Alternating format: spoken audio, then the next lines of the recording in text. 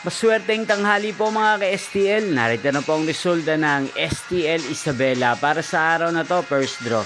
July 7, 2025, araw ng Lunes.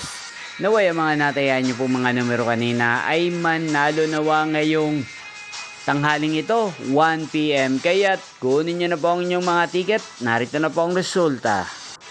Ang mga numerong ninalo sa STL Isabela ngayong tanghaling ito, July 7, 2025, 1 PM. First draw result, 11 at 28 in exact order sa lahat po ng tumaya kanina sa STL Isabela.